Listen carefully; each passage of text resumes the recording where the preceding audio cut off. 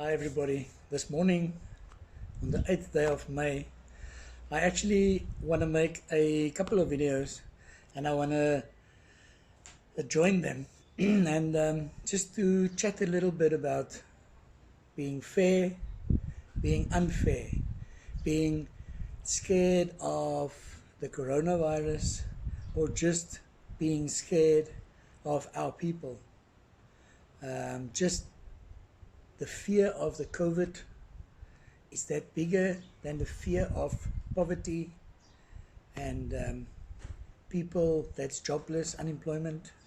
What is the biggest here? COVID, unemployment, or poverty? And what can we get away with in our country, Republic of South Africa? In South Africa, we have a total, complete, full lockdown.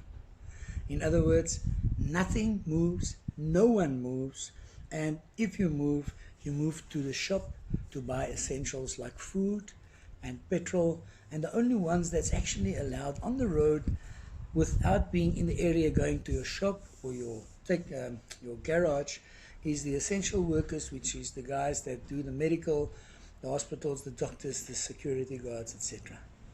I do understand that. Actually, I really do understand that. And I do understand that we need essentials. So on a full lockdown, you can go to the shop and buy some food and something to drink. Although not booze and not cigarettes, and you can't buy anything else that's not essential. So in this time of lockdown, I realized that you must not get in touch with other people, because that can be dangerous, because you don't know where they come from and they don't know where you come from. So I've done is I would get in the car, drive to the shop, put on my mask, put on my gloves, and when you enter the shop they spray you with some sanitizer. You get your stuff, and when you're done, when you get home with your bread, milk, your macaroni and cheese and stuff you need to live, you wipe it down, you clean it out, you cook and you prepare. So you don't get in touch with a lot of people, you don't go outside, you don't speak to no one except the cashiers and the people in the shops. So you would take the stuff, put it in your trolley basket, pay for it, go home and be safe. That's how I understood it. Right, so with all this, everything in place in this full lockdown and everything, we knew we can't do anything else but essentials. So they were telling us that they're going to divide it into levels now, level 5, 4, 3, 2, 1. We were in 5, we're going to change it to level 4, in which we can do certain stuff. Cigarettes, booze is still on lockdown. It's not for sale. In actual fact, I heard that SA Breweries has got 250 million rand of beer that's going to waste if it can't go into storage soon, because it was made before the full lockdown. That's not really my problem, but it's a big knock to the economy. I have got a couple of cars on my floor to sell because I'm a used car dealer and we can't sell cars. So I can't go and draw money out of the bank. I must actually sell a car to make money. So yeah, knowing all of this with the lockdown and everything, Friday, the public holiday on the 1st of May, they said that's going to start off level 4, and level 4 meaning that we can now do certain things, a little bit more things than just the essentials. So yeah, one of the things was builders opened up, and I actually went there to have a look, and I bought some paint and silicone and everything, and I realized that the people inside of builders, there's like 200-300 people at a time. They wear masks and they get sanitized, but they can touch and stuff, everything inside, outside, walk out with whatever. They can come in with their COVID and they can leave with their COVID, and they can leave it on anything in the store. And my question is, when is the store sanitized, and how long does it take to clean a big warehouse like a builders, for instance? I mean, it's not a small place, is it? Part of the level 4, the one box that's also ticked is used car dealers and car manufacturers and workshops can also open. Also, obviously, with limitations for helping essential people, because I believe if somebody is an essential worker and he needs a car, he needs to go and buy the car, whether new, whether second-hand, and if that person's car breaks down, he also needs to have it fixed. Even if he works for a grocery store because he's still essential. He needs to be at the grocery store to help me to buy the food, or he needs to be at the hardware store at Builders to when you want to buy something. So we were all glad because we saw that there's a tick in the box. The guys is going to open, the mechanical guys, we're going to open, we're going to start doing business in level 4, even though we're just going to help the essential people. Just to hear the following, to hear that we cannot open because of. Don't misunderstand me. I understand the because of. I do understand it. Because I can tell you that you can drive with a motor car on the road. That is the law. You can drive on the road in South Africa as long as it's on the left side and you want to pass on the right side and you obey by the rules. But here comes the rules. To drive a car, the car needs to be roadworthy. The car needs to be safe. Then the driver of the car needs to have a driver's license. He has to be legal. And then in the car only allowed to be a certain amount of people. In a passenger car, 4 passengers, sometimes 3 passengers. In a sports car, 1 person and the driver. In a taxi, maybe 55 or 20 or 11, depending on what they say. So I understand there's a law around certain things, and we must obey the law and understand what it's about. Guys and girls, please don't misunderstand me here. Please. I'm not trying to say that I don't agree with the law. In actual fact, I do agree with the law. But then the law must be there for everyone. And we in this country talk about our people. Who is our people? And is the law for our people? Because our people is supposed to be treated equally. We cannot let the one guy and girl walk around doing whatever the hell they like, selling stuff to whoever they want to, selling cigarettes, selling booze, selling whatever they're not allowed to do, and we must obey by that. We, the taxpayers, we are also part of our people in this country. So let's see if we can't get this sorted out, that all of our people can understand this. I don't want to keep on repeating myself, but I've said this not once, not twice, but a couple of times. To sanitize a warehouse, a massive building where you buy your groceries or you buy your building materials, it's not so easy than to sanitize one motor car. And to take a motor car and clean it for somebody to test drive it. We can control that because we don't even get 20 or 30 people into our used car lot a day. But at a warehouse, you get 20 or 30 people in per minute, not per day. So where's the fairness around this? You tell us what to do and we will do that. Because we want to obey by the rules. We want to play by the rules and stick to the law. Just tell us what to do, please. But tell everybody the same thing. Wherever we go, wherever I go, and whoever I speak to, they all know about COVID-19. They all know about the full lockdown. They all know how dangerous it is. Or at least they say they know. Now, if everyone knows how dangerous it is, and everyone knows that it's important to wear a mask, when you go out in the public, wear a mask. Everyone knows how important it is to keep your hands clean. We've been seeing this all over the show.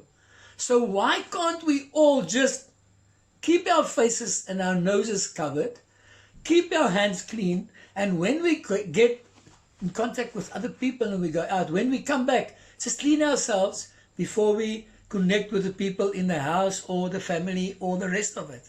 I mean, I don't think that's a difficult thing to get in my mind, is it? Everybody's telling me that the cigarettes is banned, the booze is banned. This morning I stopped in Main Road Strand. I got out of the car, not any different than now, exactly, in actual fact, exactly the same. I put my little mask on, like this. I walked into a shop, took a bottle of cold drink because there was other people in the shop, so I thought if I asked them for cigarettes, they're going to say, no, we're not selling it. And as I approached to the counter with a cold drink, the guy said 16 Rand. I said, do you have cigarettes? He said, yes. I said, I would like a packet, please. And he took a packet out of the counter behind him, below him, right below him where he's standing, in front of him, under the till.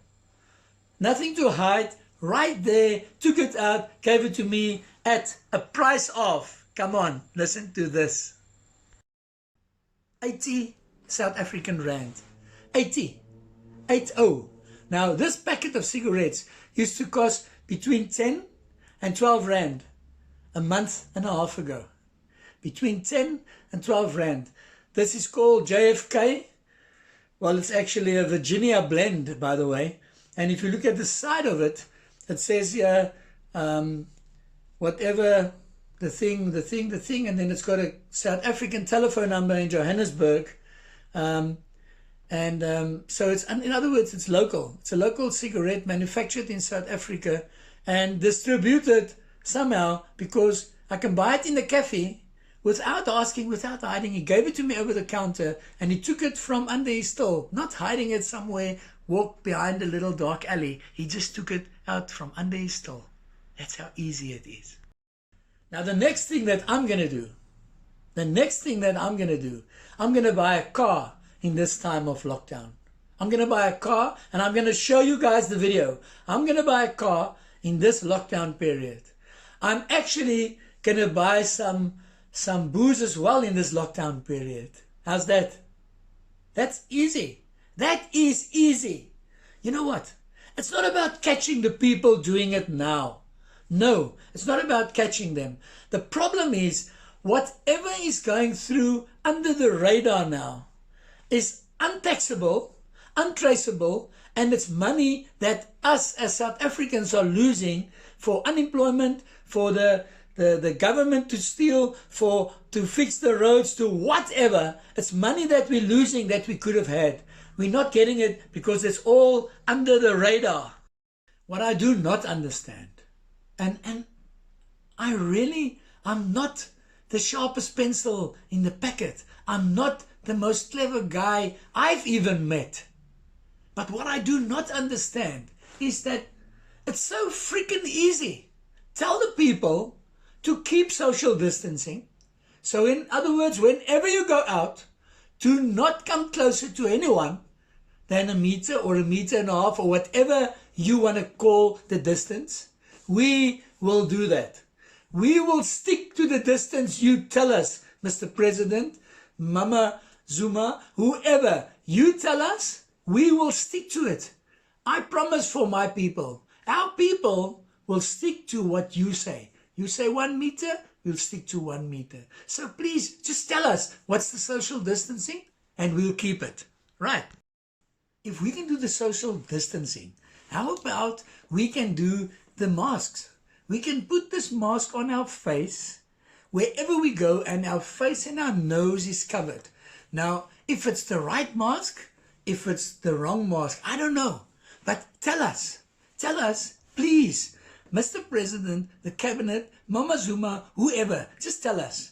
You tell us which mask to use, and we will use the mask. Because if the mask is keeping out the COVID-19 and keeping it from going out, why can't we then interact with each other? Because if that's the case, if the mask protects us from giving it and getting it, why can't we go out? So tell us which mask to wear, please, and we will wear the masks. That means we can go out and we can do business and we can start living.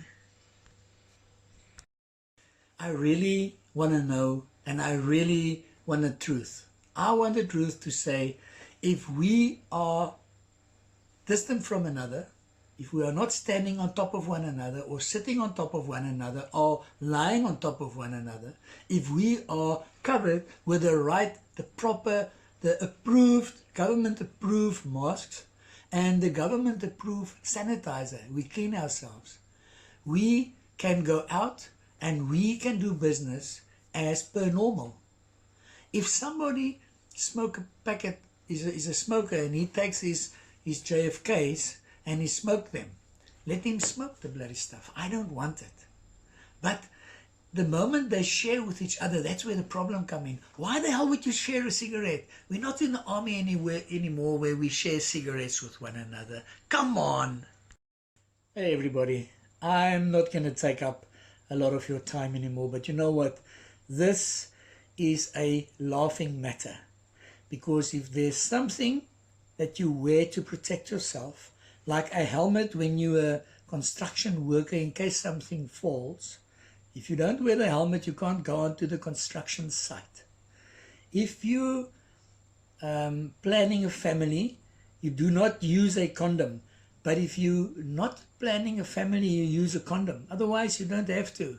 You make sure that you use the right tool at the right place. We have masks, we have gloves, we have sanitizer, we have social distancing. Now, why the hell do we still have lockdown? Come on, just explain that one to me. Why still have lockdown if we have all this stuff in place to keep ourselves safe? The most easy one on this is if I learn my child something, they do that because I'm the parent. And they grow up to be parents and they teach their children some stuff. Not always what I taught them. But while I'm their parent, they listen to me. Sometimes they don't want to, but they do. We, Mr. President, we, Mama Zuma, and the cabinet, we want to listen to you. But you're talking out of 2 tongues. You're talking out of 3 tongues. The one day, the one said, we can start smoking.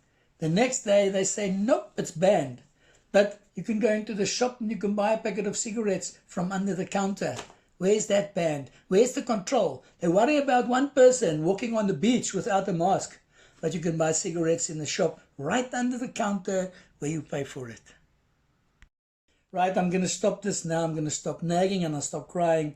I'm worried about the small business. I'm worried about the big businesses. I'm worrying about the people that's unemployed. I'm worried about the people that's going to get unemployed. I'm worried about our country, and I think so is a lot of us. So all we're asking, Mr. President, Mama Zuma, and whoever goes with it, just tell us what masks to wear, please. Just tell us what gloves to wear. Just tell us what sanitizer to use. And just tell us how far to stay apart. We will do it. Trust us. We are made in South Africa. We are local. We are made here. We are tough. We can make it. Trust us. Let us do it. Just tell us what to do, please. You tell us, Mr. President, and we will do. But this, what you're telling us now, this is not going to work. Not for anyone. Not for you. Not for us. Everyone, thanks for watching my videos. Thanks for not watching it. I don't know, but I see there's a lot watching it. Please comment on them. Please share it. Please tell us what to do. Please tell us your feelings. Please go on my YouTube channel and subscribe and tell us what to talk about, what not to talk about, how to go about it. And yeah, let's share stuff with each other. I mean, that's the only way. We've got social media. We are at home. We are locked in. Let's talk to each other this way. I mean, this is the easiest way of doing it. Have a great day. Have a ball. Remember, always, no matter what, remember to smile, to say thank you and please. And I'm going to give this packet of cigarettes to my sister today. No matter what, I'll get it to her. Love you guys. Have a great day. Remember to smile. Say thank you and please.